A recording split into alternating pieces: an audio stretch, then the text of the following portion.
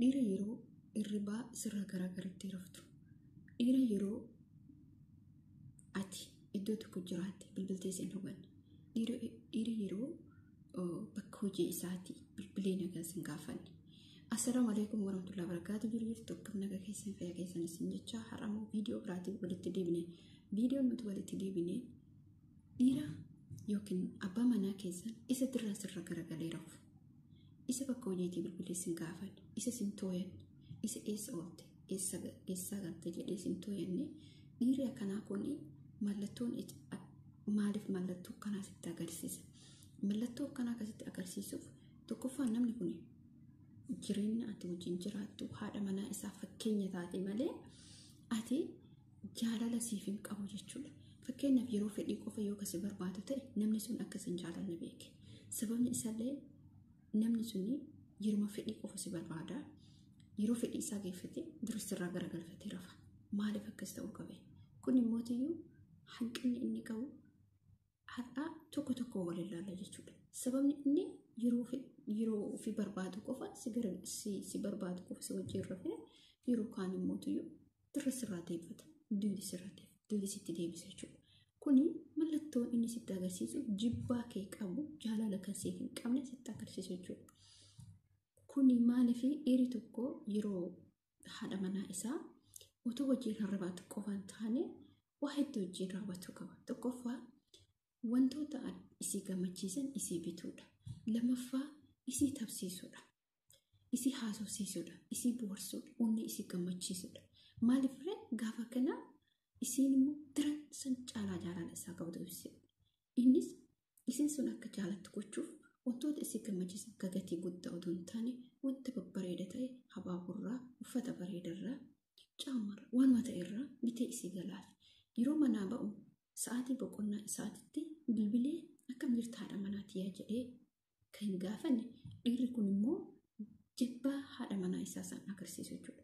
Yookiin immoo qaadhima isaa san. Kuni maaliif yoo jettanii namoonni akkanaa kun hanqinni isaan qaban wantoota hedduutu mataa isaanii keessa jira jechuudha. Maaliif mataa isaanii keessa jira? Dhiirotiin akkanaa namoonni to'annoo haadha manaa isaanii hin qabaanne, jaalallee isaanii hin qabaanne, qaadhima isaanii akkasuma jechuudha hin qabaan namni bilbilee hin to'anne rakkinni isaa guddaadha jechuudha. Rakkinni isaa guddaan maali yookiin jettan ta'e inni sababni fakkeenyaaf gara dubartii bultii jaarrattee irratti yoo seennu ta'e fakkeenyaaf yeroo barbaadu qofa yeroo isii barbaadu qofa isii wajjin rafa yookiin jedhu ta'e bakka fedhii isaa keessatti dirra garagalfatee rafa. Miti dhiirri tokko dubartii takka yeroo jaallatutti haadha manaa isaa san fedhii qofa otoo hin taane isii tapsiisuun jechuudha. Isii san tapsiisee isii san hammachuu itti fufa malee isii san hammatee haasofsiisee akka sammuun isii sun boqotu si godhu. Yeroo fedhii bichaa isii ka barbaadu yookaan ta'e rakkoon isaa as keessatti maali kan jette yoo ta'e rakkoon isaa guddaadha. Rakkoon cimaa of keessaa qaba jechuudha. Rakkinni cimaan inni of keessaa qabu sun maali yookaan jette dhiironni akkanaa dhiira dubartii hedduu qabdudha jechuudha. Maaliif yoo jettanii yoo otoo dubartii hedduu qabaatu baate haadha manaa isaa san sa'aatiin bilbiluuf yaada. Yeroo hundaa suuraa isii ilaalu. Yeroo hunda isii bilbiluuf, yeroo hunda isii bashannansiisuuf, yeroo hunda isii tapsiisuuf hawwii guddaa qaba jechuudha. Maaliif hordoftoota fi kabajamtoota kiyya kana kan ta'e mallattoo kana yoo agarsiise dhiirri haadha manaa isaa waan xiqqoos taatu yeroo alaa galee isii biteen yoo kan galu ta'e baay'ee isii kan jaalatu jechuudha. Garuu kan isii jibbu yoo kan ta'u ta'e immoo yeroo galu ifataa maali? Bakka wantoota akkasiitu jira jechuudha. Isiin bilbilu beeka. Isiin bilbilu ka biraatii bilbila. Ka jaallatee qabu jira. Namoonni akka dhiironni akkanaa kun dhalaa hedduu namoota qunnaman, dhalaa hedduu namoota wal argan. Sababa kanaan ifannaa mana keessatti baay'isaa. Sababa kanaan duuti isirraa deebisaa. Waan inni sammuun isaa eessa jirti?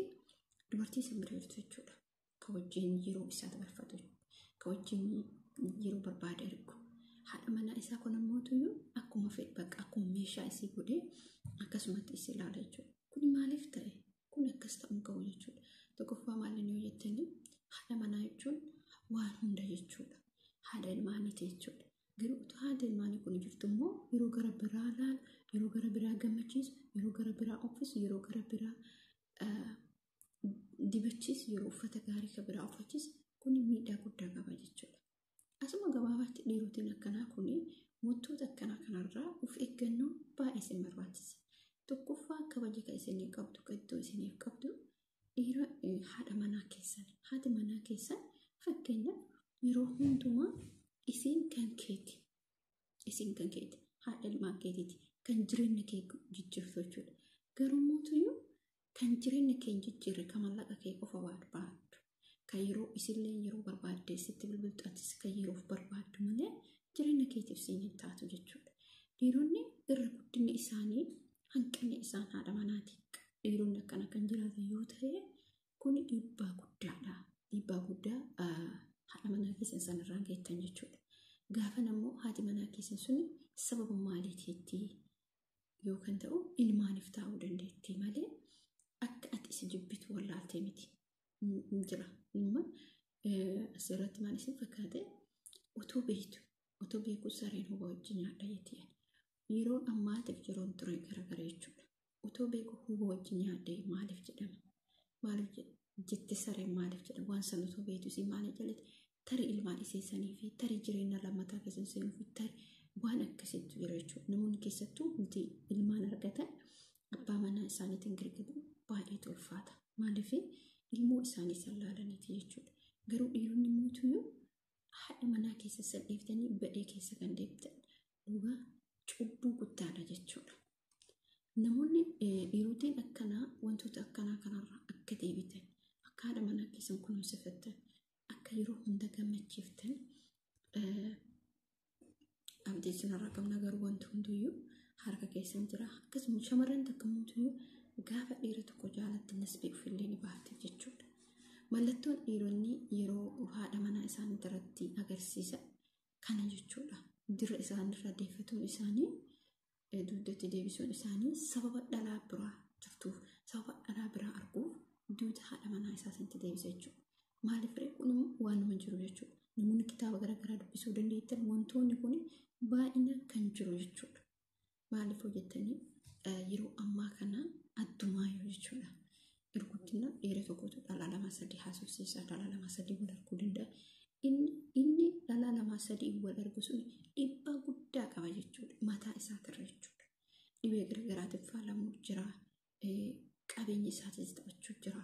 Jireenyi isaa bittinneessa malee jireenyi isaa ijaaruu jechuudha. Maaliif gaafa jireenya isaa ijaaruu barbaade, gaafa jiruu bareedduu jiraachuu barbaade waan fedhes xiqqas nyaadhu, guddas nyaadhu, gabares ta'ee, hojjetas ta'ee, barsiis ta'ee, waanuma fedhuu kan ta'u ta'e dhiirri gara biraa laaltuu fi dhiirri tokko laaltu garaagarummaa qabdi.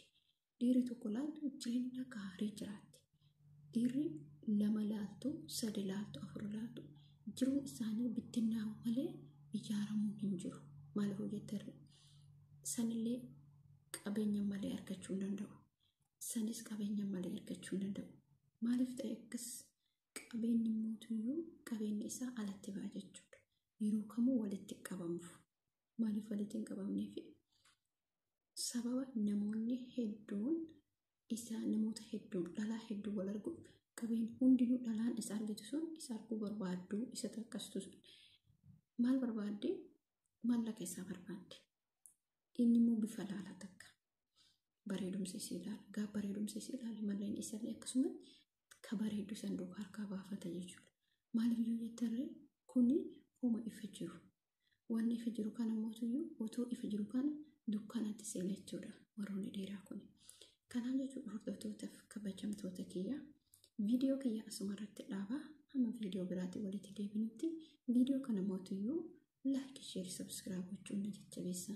Yaadota adda addaa wantoota bilchaataa ta'an akkasumas wantoota sammuu keenya bashannansiisan tokko fakkeenyaaf kun barumsa guddaa irraa arganna. Gaafa kana mootuyyuu namni jijjiirama guddaa agarsiisa. Gaafa jijjiirama guddaa kan agarsiisaa deemu immoo namni sun kanas jireenya isaa jiruu bareedduu jiraata jechuudha. Hordoftoota fi kabajamtoota kiyyaa maatii chaanaala kiyyaa kan taatan koomentii fi laayik, sheer gochuun na jajjabeessa isinidha. Baay'ee isin jaalladha. Ramadaan illee